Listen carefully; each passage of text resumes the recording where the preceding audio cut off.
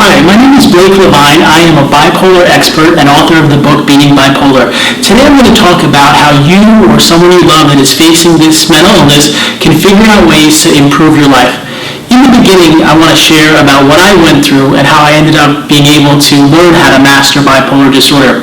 My story starts as a very young man growing up in New York City. My parents met when they were at a very different place in their lives. My mom was 16 and my father was 32. She was living in Ibiza, which is a beautiful island in Spain. They got together and they ended up moving to New York City and started a relationship. They had a lot of fun and exciting times, but sadly things would not work out really well. They started to use drugs and to fight and really had challenges that ruined the relationship. I started experiencing at a very young age them arguing and fighting, and in fact my first memory is as a young boy watching them beat each other up, and I remember hiding in the closet and feeling just so upset knowing that my two parents were having such problems. They ended up getting divorced, and it was a really hard and difficult time, and my dad is a lawyer, which made it even more difficult for my mom to end the relationship. They had a very tough time at the divorce, and some things were said by my mom which really infuriated my dad. Within a few months from the divorce, my dad would see me on the weekends and my mom would see me during the week, but he was very angry. One day we were walking in New York City, and I was walking down the street with my mother and her friend. All of a sudden a car came up. A big guy got out of it with my dad, knocked my mom to the ground, picked me up, and threw me into the car. For the next 10 months, I was kidnapped by my dad. We went to South Carolina, and I was unable to see her. And I was about 3 years old at the time, but I remember wondering, where is my mom? Is she okay? What is going on? Why aren't I able to have her in my life? I would beg my dad to let me see her, and he would say, okay, we can call her. And once a month, we would give her a call, and she'd be screaming and crying, Blake, where are you? I want to know what happened. I'd like you to come back. And all I could say is, Mom, I'm in the greenhouse down the street, come see me. Unfortunately, she had no idea where the greenhouse was and was very sad and upset at this time. In fact, during the 10 months that I was gone, her life almost ended. She lost about 40 pounds and she's already a very thin woman. She thought about ending her life, and just losing her 3-year-old son was such a painful and difficult situation.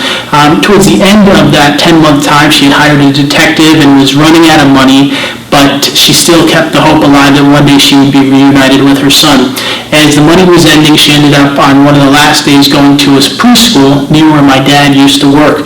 She went there and was able to find me. She took me out of the school, and I remember the police coming and saying, why did you take this kid? And she said, well, in fact, he had been kidnapped, and she showed paperwork, and we were reunited.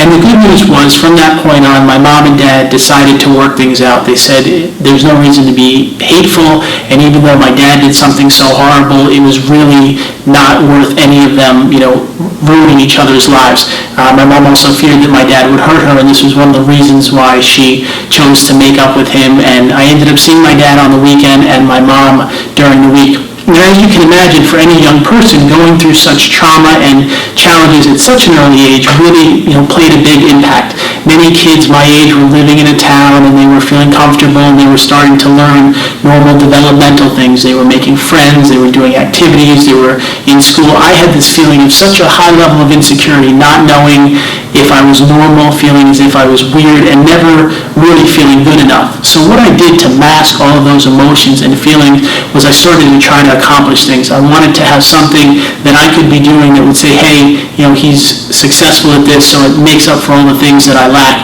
I ended up going to visit my dad, and we started out collecting baseball cards, and it was really fun going and collecting these cards, and eventually I went to a game at Chase Stadium and I met Darryl Strawberry, and I got him to sign an autograph for me. It was so thrilling. I consider it almost like what it's like to have an orgasm. That was my feeling when I got to meet a baseball player who I really looked up to and was successful and such a talent. I ended up doing with my dad, we would go to games and I would get baseball autographs from some of the greatest players. One day I found out that many of the players that play the Yankees or the Mets stay at this hotel called the Grand Hyatt, and I went there and started to collect autographs from the different players. It was just really fun, and me and my dad had a great time. Over the next few years in New York City, I would go and meet lots of famous people. I ended up amassing the largest collection of any young person. A few of the names of people I met were Michael Jackson, Madonna, Tom Cruise, Paul McCartney, 7 United States presidents, Frank Sinatra, Audrey Hepburn, and you name it, pretty much everyone that was notable at the time. Now, during those years, things started to change. Instead of being an awkward kid that really maybe wasn't stable, people started to look at me as a prodigy. I had a lot of energy, I was really ambitious, I was able to network, and it was really starting to look like my life would do very well.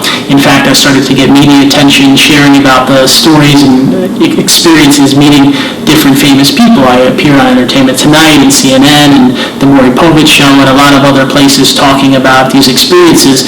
In fact, at 14, I was asked to write a book, and I published Okay Dad, You Can Take the Picture, a young man's quest for autographs of the famous. And I talked about all the fun, exciting experiences meeting these people along with pictures. And during that time, people didn't notice that anything was wrong. I had lots of energy and really was channeling it into things I was passionate about, but I was good in school, I had friends, and life seemed okay. The next year, things would really dramatically change. I moved from Marlboro, New Jersey to a town in Long Island, and I never really felt comfortable. The kids would pick on me on the bus, they would start fights, they would call me names, they would punch me and really try to put me down. And I went from living in a safe community where I really felt supported to not really feeling comfortable at all. Then one night I felt a pain in my head. I described it like I was bleeding in my brain. And I went to my mom and said, Mom, I need to go to the doctor, the hospital, my brain is bleeding. And she was very concerned. She called up our primary care doctor and said, listen, he's probably fine. It's probably just some type of fear. Let him go to sleep, give him an aspirin or a Tylenol, and call me tomorrow. I kept persisting. I kept saying, I'm dying, and this went on for hours. And eventually my mom decided to take me to the hospital. We went to an emergency room at one of the Long Island hospitals near our house, and when I went there, they talked to me and they discussed about all the things I was doing, promoting my book and talking to all these celebrities and doing all this stuff, and you could tell that I really was not stable. They said to my mom, we think Blake might have some other type of illness, something is wrong with his brain, we want to keep him in the psychiatric unit overnight. And I'll never forget the feeling as they walked me down the hallway into a locked unit. They put me in a room, my mother said goodbye and she started crying as she walked out of there and knew that her 15-year-old son would stay in that unit. Within a few weeks I was diagnosed with Bipolar 1. They said that a lot of the behaviors and things I had done illustrated having mania, and that I was in fact in a manic episode. They prescribed me medicine, and for the next couple of weeks I was in the hospital and met all types of different people struggling from emotional issues. A few weeks later they would release me, and I would go back into the community, but I really wasn't stable. The medicine that they gave me was not working, and within a few weeks from then I would go into another hospital. Over the next 2 years there were 5 psychiatric hospitalizations. I had things happen that many people would be upset about. I had hallucinations and delusions. I remember one time in a psychiatric hospital I believed that the patients were celebrities. The overweight guy was John Candy, the woman with red hair was Julia Roberts, the gay person was George Michael. Of course none of this was true, but it was a delusion that I was experiencing. Another time I was in New York City and I went to the top of the Empire State Building. I was researching how to fly, and my parents were so fearful that I would try to jump off a building in an attempt to fly. Because of all these reasons, I was in and out for those 2 years of 5 different hospitals, and my mom spent a lot of money and went to the top bipolar expert in Manhattan. He looked at her and the file on me and all the things that had went on and said, listen, your son will probably never finish high school, he'll never have a job, he'll never be able to get married, he'll never be able to work. Just accept that a group home or a permanent psychiatric hospitalization is his future.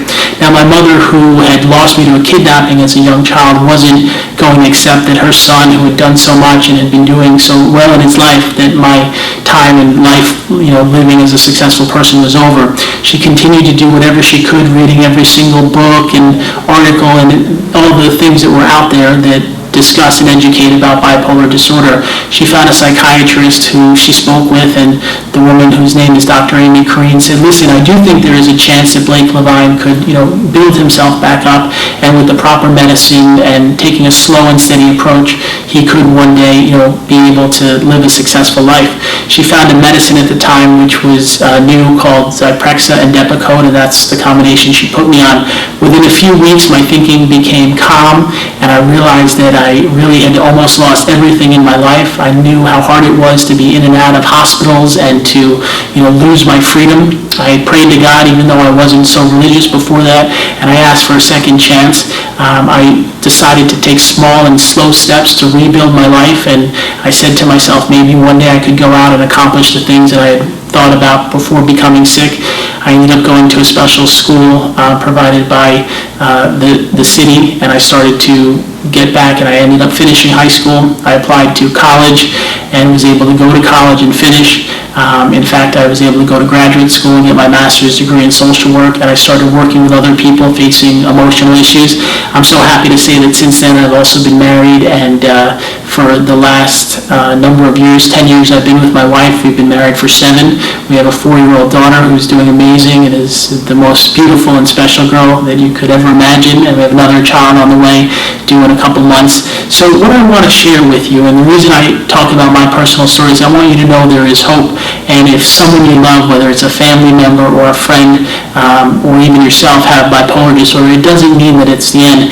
Now, I talked a little bit about this, but I want to give you tips and techniques and tools that have allowed me to live a successful life, because when you are diagnosed with a mental illness, it doesn't go away. I wish that you could just take pills or do something and it's gone, and you would never have to deal with it. But the facts are, when you are given a diagnosis, for the rest of your life you have to work on it. But together with some of the tools I provide today, you can learn how to make progress and to make your life better, and the outcome doesn't have to be hospitalizations for the rest of your life, or not being able to have friends or not function. And what I've become is a bipolar author and coach and social worker, and I help other people that live with this condition, and I work to give them outlets. So by making this for you today, I want you to be able to see some of the lessons and tools that will help you. I want to first start with accepting having a diagnosis. Many times I've worked with people and they feel angry. They get diagnosed with bipolar, whether it's bipolar 1 or bipolar 2 or a different type, and they don't want to accept it. Saying to themselves that they have a mental illness is very hard. In fact, many times people are teenagers when they're diagnosed, and it's so hard for them to look and say, you know what, I was okay before, I was living a normal life, I got sick, and now I have a mental illness that I have to deal with for the rest of my life. The good news is, that doesn't have to be the end. When you have this diagnosis, it is not the end of your life. What it means is you have to take steps to work towards recovery and getting yourself healthy.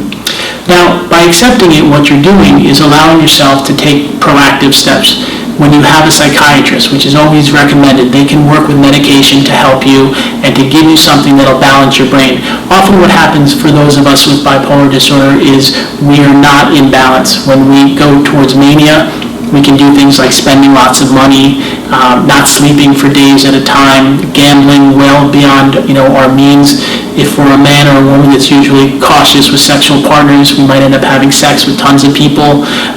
There's a lot of different types of ways that you can be manic, and the problem with that, because it is fun and it is exciting and you have lots of energy and you're really, during that time feeling alive, but the problem is there's always an end. There's always either a crash where you end up becoming very depressed, or where you do things that are damaging. I've met people that have bipolar that are in a faithful relationship and they end up having extramarital relations, and it ruins the relationship that they were in. So for all those reasons, being manic is not a good, healthy, sustainable thing.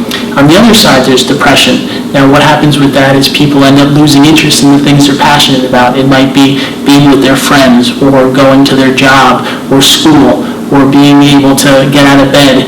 Many times people with depression sleep for hours and hours at a time, and they lose the passion and excitement that they've had before. So one of the ways you can deal with bipolar is accepting that you have it and admitting, have you had manic episodes? Have you had depressive episodes? Because those are signs and symptoms that you do have this illness. Now, many times people ask me, how do I get diagnosed? If I think I might have it, or I want to learn more, who's the right person? Well, that's a terrific question, and the easy answer is psychiatrists are usually the best way to figure this out. They are trained as medical doctors, which means that they're different than psychologists or social workers or life coaches. They have a medical degree and medical license, and they're able to give diagnosis. And what they will do is look at all the different factors in your life, the stress that's happened, the situations that happened, the degree of mania, depression, and they will give you a diagnosis. And one of the main things about it is it allows you to know what it is you're facing. Because when we get these different symptoms, we need to know, is it bipolar? Is it depression? Is it anxiety? Is it just situations that have happened in our lives? Maybe we're, haven't been sleeping for a week. Whatever it is, you want to be able to look at it and figure it out. If you don't take the right steps to get diagnosed, it makes it even harder. Another terrific tool is learning how to get support around you. Now, I work as a coach, and many of the people that come to talk to me really want someone in their corner. What I do is I'll help them, I'll listen to them, I'll provide answers, I'll let them bounce ideas off of me, we'll set goals, and we'll work towards being successful. In your own life, who can you find that will be that role for you? Now, you might have family members, whether it's brothers or sisters, your parents. Are those people there to be supportive to you? Now, sometimes you have family that are great. They're really actively involved in helping you. They want to work with you and listen to you and guide you. And then sometimes family can't take it. There might be too much stress in their own life. Maybe they're not stable enough. And for all those reasons, you have to figure out who are the support people in your life. You want to build around you a team of people that can help you. Now, there's also a great group of organizations out there, two that I want to mention. One is called the DBSA, that's the Depression and Bipolar Support Alliance, and what they do is have chapters all throughout the country, and they offer support groups where you can go and meet other people, whether it's those that have bipolar or other mental illnesses, or family members of people that live with this, and there you can get support and meet others that want to help you, and everyone goes with one main purpose, which is to help and support each other. There's also another group called NAMI, which is the National Alliance on Mental Illness, and they are also there to help families and individuals with mental illness. You can go to both their websites and learn about all the different things that they offer, most of which are free. So when you start taking steps like this, going out there, being part of a support group, meeting other people, it's really, really helpful. I've met many individuals that live with bipolar, and they have no support. They have no friends. They don't talk to many people. They stay in their house. In fact, I was talking to a client today, and he was saying that before we had our first session, for many months he wouldn't even leave the house. He would stay there. He'd only watch television, and he really felt alone and isolated. And he said to me that he would fear that if he went out, people would look at him like he's different, or judge him, or make him feel uncomfortable. So I want to say to you that if you're someone that feels awkward, or you're feeling like you don't have anyone to kind of be around, go out there and go to a support group, meet other people, know that you're not the only one that's living with this, and find others that can help you and guide you. And just like Alcoholics Anonymous is a phenomenal way for those with addictions to meet others and to know that they're not the only one, that type of group support is very, very helpful if you live with a mental illness. Another great tool is taking care of yourself. Now, everyone out there knows that taking exercise and eating well is great. When you have a mental illness, it's even more important. Now, some of the reasons for this are medicines can cause you to gain weight. I, in my own life, I was very thin as a child before I was diagnosed, and gained a substantial amount of weight. But in order to counteract that, I try to exercise 4 or 5 times a week. I try to eat healthy. I drink lots of water. I try to stay hydrated. All of these things are vital for you, because the facts are most of us with mental illness do take medication. We have to deal with the fact that the medicines impact us, and a lot of us take them for the rest of our lives. So we have to figure out ways to counteract and keep ourselves healthy. Now, some of the key things are knowing what what your triggers are. I know in my own life, if I have a big bag of Cool Ranch Doritos or Oreo cookies in the house, if it comes about 9:30, 10 o'clock at night, I'll go in there and have way too many. And I've learned that it's not healthy for me to do that, so I'll keep them out of the house. And that allows me to figure out other things to snack on. I might have rice cakes or light popcorn or things like that. In your own life, what can you do to limit the excessive amount of food? And the problem is, food is something we all need. If you have alcohol or drugs or things like that, you can stay away and never do them. We all need to eat. Every one of us needs energy and needs food to be able to have the fuel to live a healthy life, but you have to make good choices. And the problem is, if you do gain a ton of weight and you don't take care of yourself, there's other problems that you can have, such as diabetes and things that really make life harder. So I want to say to you, if you're facing a mental illness, you should go out there and try to take care of yourself. Plus, going and exercising is phenomenal, whether it means walking or jogging or lifting weights. It's really, really helpful to get your body stronger. In fact, it also helps your mind. Your mind releases endorphins, and it allows you to really be healthier and more in connection with yourself. So these are some tools that you can use to make some good steps. And another thing I want to share about is being able to open up. I've had a lot of clients call me and they say that they've never told anyone this. Maybe they have phobias or paranoias or delusions, and they worry what people will think about them. They feel that if they tell their psychiatrist or they tell their counselor at school or they tell their parents, they're going to be judged. The facts are that it's nothing to be ashamed of. If you have these symptoms or these feelings, it doesn't make you a lesser person. It doesn't make you someone that's not good enough. It means you have a medical condition you have to deal with. It's almost as if someone had cancer. If someone is diagnosed with cancer, no one looks down on them and says, "Oh, well, look at them, they have cancer," or "Oh, wow, their head has to be shaved and they have cancer." People will understand that you have this mental illness. And in fact, when I was first diagnosed about 17 years ago, I remember having this really big anxiety. What are people going to think? Are they going to look at me different? Are they going to judge me? Are they going to put me down? And I was really, really fearful. I was very happy. After a couple months, some of my friends, I went and admitted to them that I had this, and they were very supportive. But these days, it's okay to be honest with others about having a mental illness. Here in California, after I wrote my book, Demi Lovato, who's a singer who's been on a number of Disney shows, she read the book and she supported it, and she's also admitted openly that she has bipolar disorder. Catherine Zeta-Jones, who's a very famous actress, married to Michael Douglas, admits that she has bipolar. These are just two of hundreds of people that have done a lot with their life and been successful. So if you do have this diagnosis, it does not mean it's the end of the world. It doesn't mean people are going to judge you. And think of it in this way. You didn't choose to have this. You didn't wake up and say, "Okay, well, here's what I'm going to do today. I'm going to be bipolar." No, you had to face this. This is something that came into your life. And we have a decision we can make. When something comes into us, we can handle it and deal with it, or we can put it under the rug and pretend it's not there. The problem is when we do that, when we swipe things under the rug and leave them there, they get bigger and worse. And you have a decision to make today. Do you want to take proactive steps to get yourself healthy, to get yourself feeling more able to handle your situations and to lessen your level of stress? So another thing I want to share about is relationships and bipolar disorder.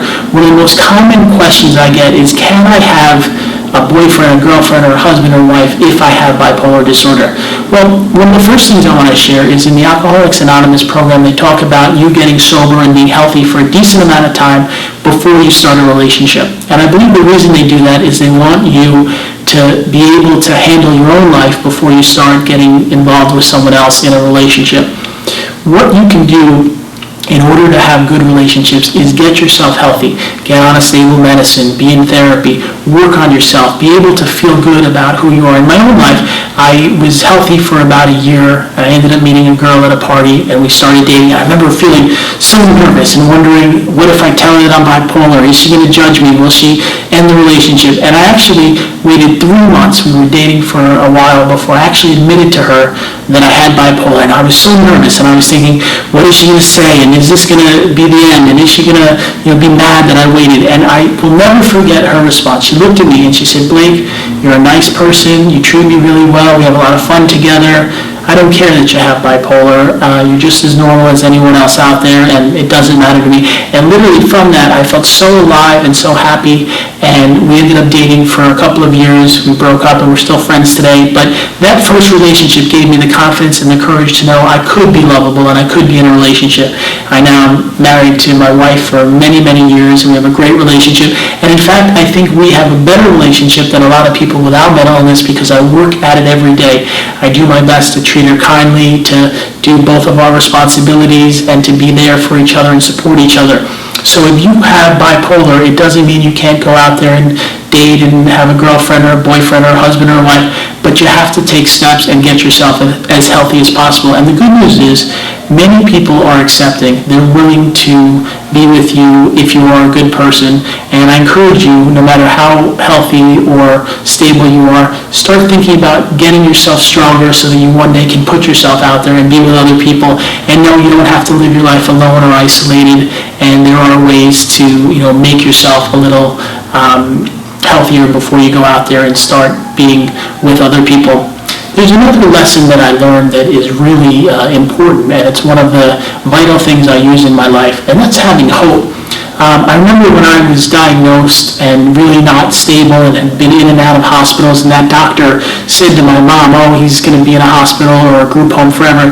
And there was a minute there where I was going to lose hope, where I was basically going to throw in the towel and say, you know what, I've just been through 5 hospitalizations, I've been for months at a time, locked in a unit, and everything I had in my life was taken away from me, the success, the book, the friends, school, everything was gone.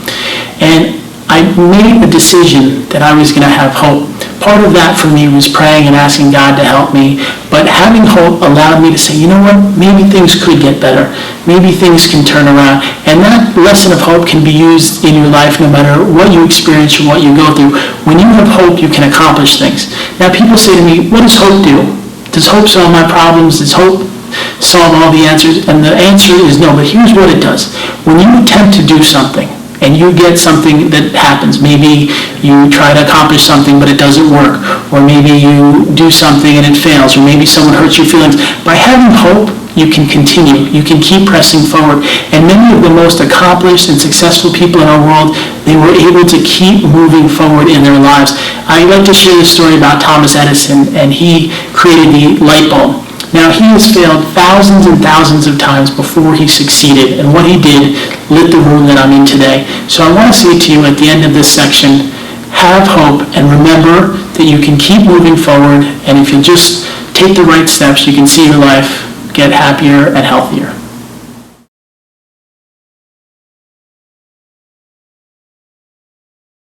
Welcome to part 2. In this section, I want to share some really fascinating stories of examples of people I've helped and the lessons that have been learned from others that have lived with bipolar disorder and done it in a successful way. I remember a gentleman came to me and he was facing many obstacles in his life. He was having trouble with his job. He felt as if he was working really hard, but he wasn't moving up within the company. He also faced alcoholism, and each day would come home and drink in order to calm himself down. And he also, mostly in the springtime, would get very excited and start spending lots of money. He would go down to Atlantic City and gamble, and he would also buy lots and lots of lottery tickets. And he said to me, how do I handle all these situations in my life? And what we started to work on was that underneath all of this was a level of insecurity. He didn't feel good enough because when he was a child, his dad kind of put him down. He would say things like, you're not really good enough, or you're never going to amount to anything, or you're not going to be able to be successful. And even though him and his dad are now closer, he always felt growing up that he was not achieving, what he was capable of. And it's very important to figure out where our emotions come from. Oftentimes, our parents do not know how to raise us in the best way. A number of reasons can happen which cause them to not be the best parents. Maybe they have their own addictions. Maybe their parents were hurtful to them or said things or did things to them. Or maybe they just really don't understand the best ways to take care of you. And one of the most fascinating things I've learned is that we get a license to drive a car or to work in a specific field or to do something, but there's no license to be a parent, and there's also no book. that people have to read. People go about it in all different ways, and sometimes by looking into your past and figuring out what's holding you back from moving forward, you can make progress. Now, I understand in my own life I've seen a lot of challenges. I shared with you about the kidnapping and the divorce and the fighting, but in my own therapy and working on it, I realized that I had to let it go. Being angry at my dad or angry at my mom or feeling like the situation was holding power over me, it was stopping me from moving forward. And I determined on my own and with the help of my therapist that letting go of that pain would be better for me. Now, another example is a woman that I was working with, and she had a boyfriend that she really cared about. He was very handsome and successful, and he was abusive to her. He would be mean to her, he would treat her really poorly, and they would have an on and off relationship for many years. She finally ended up breaking up with him, but he really had this power over her. She felt as if his energy and the things that he'd done had beaten her up, and her spirit was kind of down when she came in to see me. And what I said to her was, you have to choose what you'll allow. Many times men or women are in relationships and they're not treated well, or they're hurt, or they're put down, and it's up to you to say, you know what, I will not accept this. I want to be treated kindly, I want to be in a way that's healthy, and I want to know that I am good enough. And you deserve to be treated well in your life, whether it's with your friends or your family or relationships. You have to choose what is it you want. And if you see someone that's hurting you, you have to try to work on it with them, and if not, move on. Many of us have a fear, of the unknown. I've met many women that I've done counseling for, and they say, well, if I leave, what'll happen? Or I don't know if I could get another relationship. There's always someone out there that is looking to find a healthy, nurturing relationship, and it's up to you to say, you know what, I will not accept this. And what I've seen is when we remove the pain and we figure out where the underlying cause is, it makes a very, very big difference. And oftentimes the situations that happen to us as children impact us. And it doesn't mean you've done anything wrong or you're a weak person. It means that you have to deal with it. Therapy is so great because what it allows you to do is make changes. You can work with someone and allow them to help you figure out your own life. And what I do as a life coach is I'm a guide. My job is to guide you to figure out your own situations. I never have the answers. I never provide exactly what you should do. My goal is to help you to understand and for you to determine where you want to go. Who do you want to be? Another situation that comes up a lot is career. People feel stuck. They say, well, my mom says I should be a teacher. She's always telling me I should be a teacher. It's secure, it's stable, but they want to be an actor. And they've always dreamed about that. The problem with that is if you go into the acting, it is a challenging career, and while you're trying to build that up, you're going to face people that are going to look at you and say, well, it's hard, or not everyone succeeds. But you have to decide what it is you want for your life. I live here in Los Angeles, and one of the best parts of being here is many people have come to succeed in their own lives. They've set out to achieve what it is they have in their heart. And I'm not going to say it's easy or simple or it's an overnight process, but if you'll work on your craft and you're really gifted, whether it's as an actor or a writer or a dancer or a singer, you will see success. I've always wanted to write in addition to the coaching, and I've written a number of books. Some I published myself. It took me about 10 years to get my first book published, which is called Beating Bipolar, and it's a great guide for families and individuals that live with the illness. But what kept me going and kept me moving towards it was I really wanted it, and I wanted to see the success happen, and I wouldn't give up until it was attained. And in your own life, you should not give up on your dreams and your goals and moving forward, and you can't let situations that come up block you. Unfortunately for all of us as human beings, the last number of years have been challenging. Since the recession hit in 2008, many of the things that were abundant in the U.S. and the world have changed. There aren't as many great jobs available easily. There's not money everywhere as there used to be. So what I want to say to you is this is a reason for you to really build yourself up and get yourself healthy, because it used to be in the old days maybe you could just slide by and make a living and be successful, but today you have to work hard, you have to be confident, you have to be able to keep pressing forward, and we all are going to sometimes get situations to knock us down, and if you live with bipolar disorder, it makes it even harder. I just had a call from someone today and he said, here's what I'm going through. I lost my mother. I have a really stressful job, which is very hard. My wife has mental illness. She lives with depression, and I have 3 kids. Now, obviously, hearing that is so much to face. But by her and him getting help and working on it, they were able to make the situation better. So when you have support and guidance, it makes things a little easier and a little bit happier. I want to talk in this section about some of the tools that you can use to allow yourself to make progress. One of the most important things I've seen is doing research. Now, many times, I've read a lot of the books about bipolar and articles because obviously this is what I do. But in your own life, you want to become educated and you want to learn about the different things that are out there. There's a great book by Patty Duke called, which shares her, I think it's called A Girl Called Anna. It's a great book. Kay Redfield Jamison is an expert. She's a psychologist that lives with bipolar disorder. She has a number of books she's written. And when you start to read these things, it allows you to have insight. And I've written my own book because I wanted to share the lessons and stories that have impacted my life and will hopefully help you.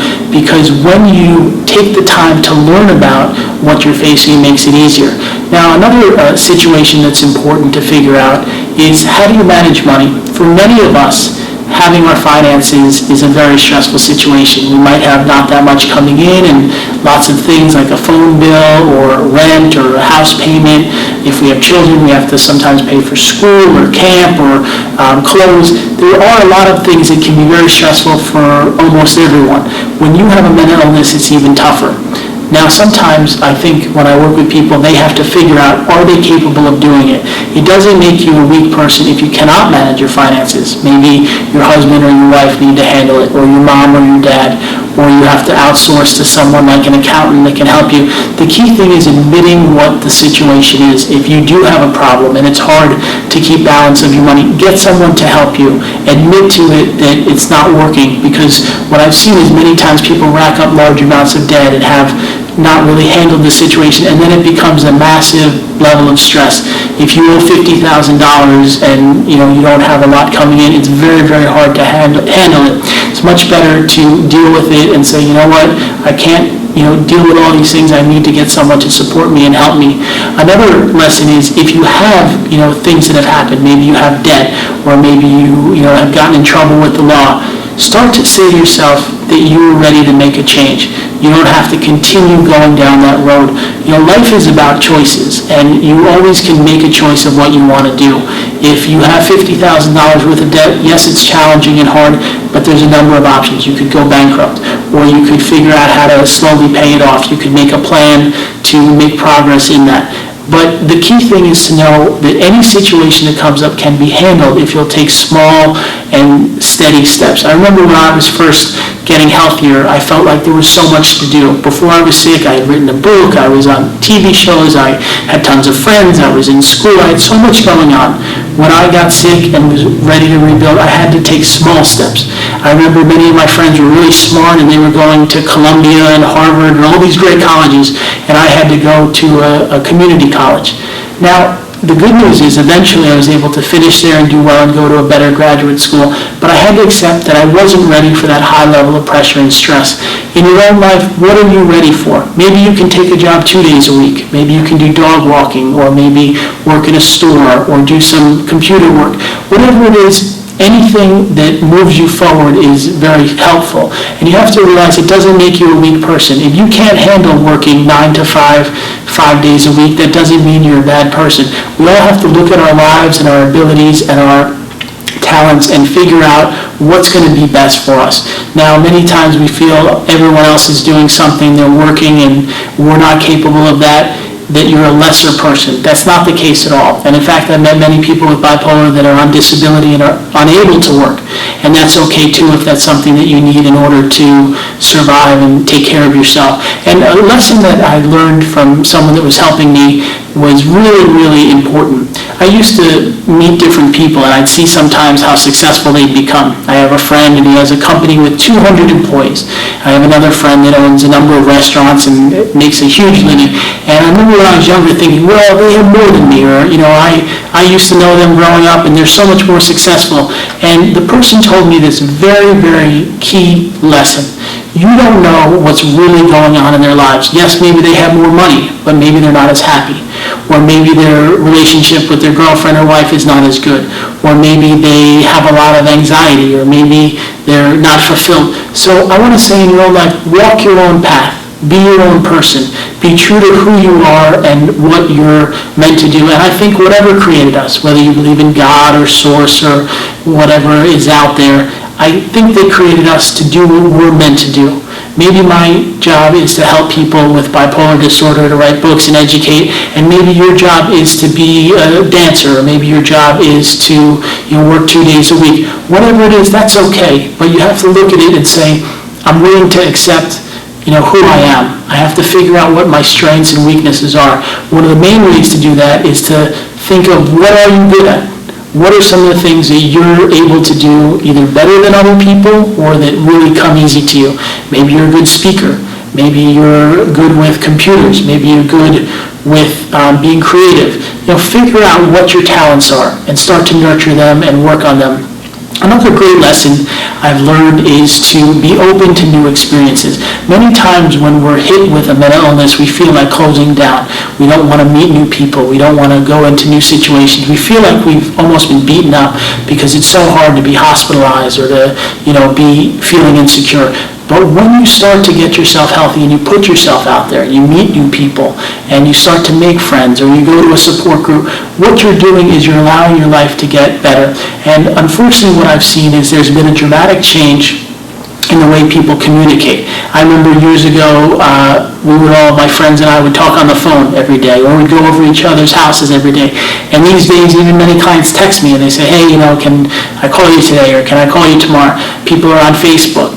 But there is something very, very valuable about human contact, about going into a deli and saying, hey, can I have a sandwich? Or going into a store and, buying a t-shirt, or, going and being around other people. Because yes, it's good to communicate online and use some of those technologies, but you also have to have that one-on-one, face-to-face interaction, because there's something we get when we're with other people, when you can look someone in the eye and say, hi, it's good to see you. And those support groups are a great tool.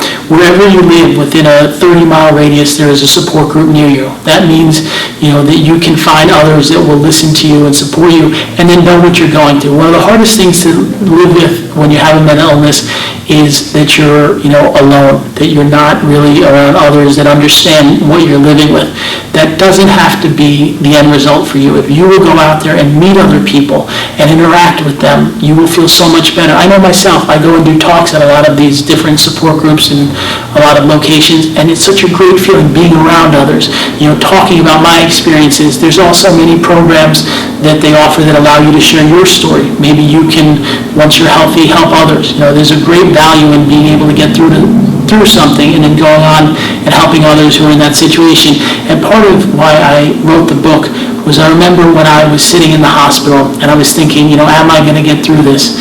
Is my life over? I was really sad because I had a lot of hopes and dreams and goals and passions earlier in my life, and it was all gone. When you're in 5 hospitals, you don't have anything. You've lost pretty much all of the good that's come into your life. And I just remember thinking, are there other people out there that have this? Do other kids go through this? And for a long time I felt like I was the only one, but there are so many of us that live with these different situations and problems, and go out there and meet others that are living with this, so you don't have to be isolated and alone, because you're not doing anything wrong. When you're diagnosed with a mental illness, it's a health condition like anything else. And the good news is the situation is improving. I feel very happy that if 40 years ago I was diagnosed and faced 5 hospitalizations and had delusions and paranoia, many of us with those issues would be in a hospital for the rest of our lives. They didn't have medicines that could help us control our thinking, and there were lots of people that were put in hospitals for years and years and years. The good news today is that's not how it is. Most of us that have a mental illness can get on medicine and have therapy and lead productive lives. I meet so many people that call me up with bipolar that are married, that have good jobs, that have friends, that are succeeding in their lives. I watch on television as people become superstars. Demi Lovato, just a few years ago was facing all these conditions, bipolar and cutting and so many different issues, and now there she is on The Voice, and she's doing so wonderfully.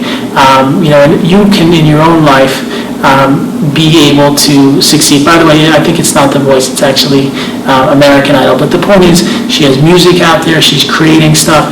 You can in your own life achieve. And what we are doing when we admit to having it and we allow ourselves to be open, we're lessening the stigma. We don't have to be embarrassed or hide and feel like, we have something wrong with us. And the truth is, if someone met you and they learned that you had bipolar, they wouldn't care, especially if you're working on it and you're getting yourself healthy. And one of the key things is to know that life improves when we work on things. If you just hope it'll get better or, try to pretend like it's not really there, it doesn't usually improve. When you take the steps to work on your life, it makes your situation better. Now, I know that some of you watching this might not have bipolar disorder. You might not be living with this condition. Maybe you have a friend or a family member, or maybe you don't. The good news is when you work on your life, when you take steps to get yourself healthy, it makes a difference. Even all the tools that I share today, you can use it no matter what is happening in your life. Being able to exercise and take care of yourself, and even getting a therapist to have an outlet. So many people in our modern society have a lot of stress and have a lot of situations that are hard to deal with. When you get someone there to help you and work with you, it gives you a great way to improve your life. My wife had a very tough situation. Her mom and her were super, super close. In fact, they would talk 5 times a day, which I used to think was, wow, that's so often to speak with your mother. But they really had a great close bond and loved each other very much. And sadly, my mother-in-law smoked cigarettes and had lung problems. She ended up getting very, very sick, and she had to be on an oxygen tank for a number of years. And she ended up, we were told that she was losing her life and she was in the hospital. My wife went there and spent the last couple of days with her mom and really helped her as she ended up passing away.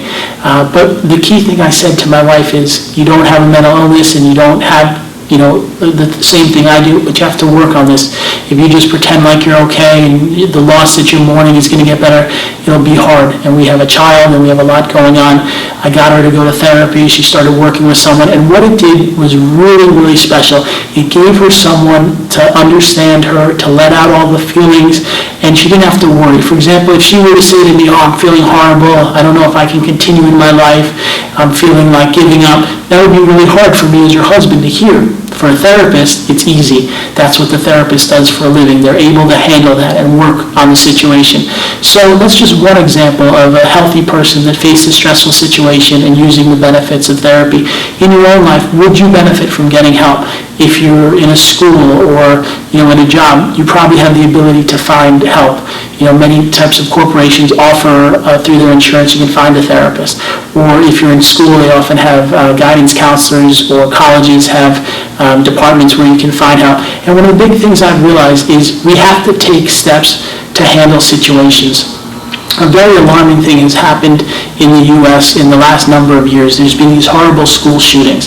And I hate even mentioning it because it scares me and it scares anyone that works in a school or has children in a school. But the thing I feel is those kids that do those horrible things, they don't have support around them. They don't have people that care, and they don't figure out how to solve their problems. They figure that they're angry, or maybe people put them down, or whatever their justification is, rather than dealing in it with a healthy way and figuring out how to improve their life and get to be more stable, they take horrible action, and that impacts all of us. I know myself, if I go to a movie theater, I have to think about that person that went in there and hurt people, and that makes it really, really sad, because movies are a wonderful experience, and we shouldn't even have to think that. When I send my child to school, I shouldn't have to worry that some child will go and hurt her there. Now, for all these reasons, it's important for all of us to improve our mental health.